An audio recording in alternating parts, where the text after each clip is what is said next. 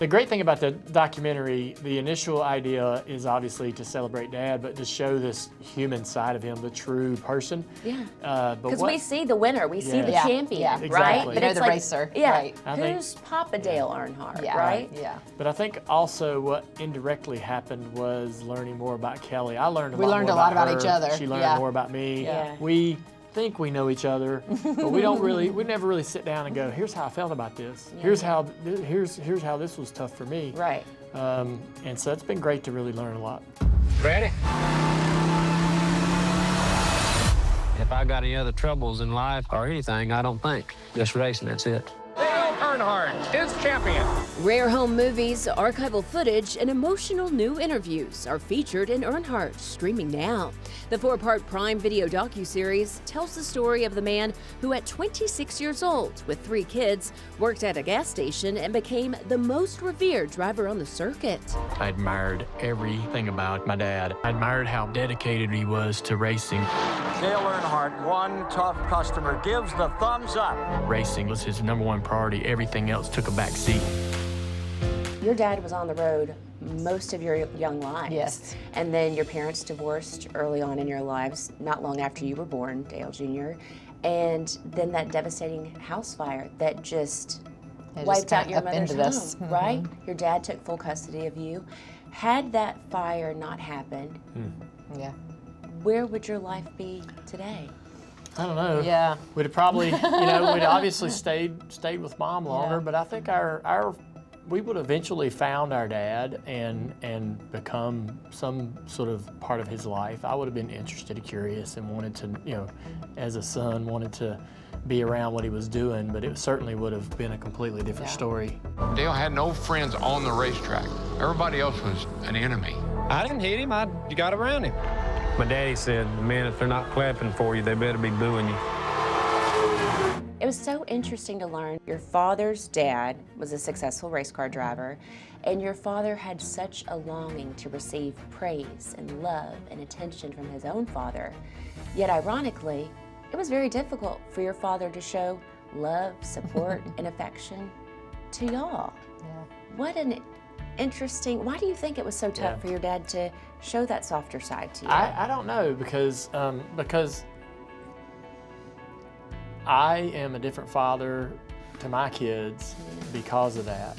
And, I tell my girls every day that I love them, they're beautiful, I'm thankful for them, and they just make my life incredible. And I don't know why that wasn't easy for Dad to express. He was prioritizing his racing career to become what he would become. And he knew that he had to give that every minute of the day. And, and as frustrating as that was to go through and be an experience, I don't hold it against him today. I just would love to talk about it. That would be awesome. Love to understand it more. I'm not mad at him. I'm not disappointed, but I'd love to talk to him about it. Yeah. And that's the one thing that we'll never have. That's a tough thing about loss. Why would you want to do something that you know darn well could kill you? I had never wanted to do anything else. In 2001 at Daytona 500, we tragically lost your father. I think I remember that day, And it seems that during that time, your dad had a specific strategy for himself, for you, for Michael Waltrip. Everything seemed to go perfectly until that last lap.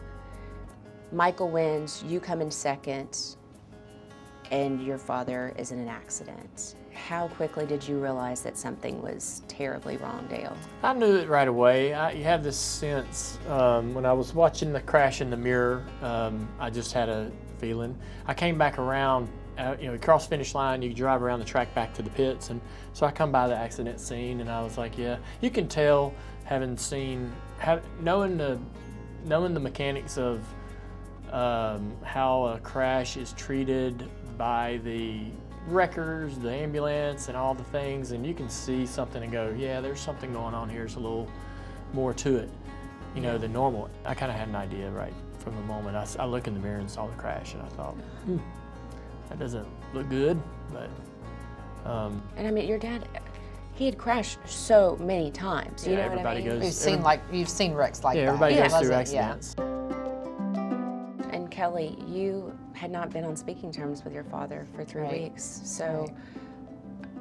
I We hate had, to. we had a rough many months, and the last time I had talked to him was about 3 weeks prior to that. I had a newborn baby, so we were interacting back and forth. I had a 5-month-old, but I was actually at my grandmother's watching the race when the accident happened, which was really hard too, because that was her son, and getting a call from my uncle and what was going on, and just, you know, really being in a situation where you didn't know what to do. I mean, and you're trying to, just a situation of shock, you know, so really hard. And, you know, knowing that I've never got that opportunity, like Dale said, to kind of ask questions or understand or repair anything, you know, that was going on at that time. But, you know, you figure it out and we move on and continue pushing forward.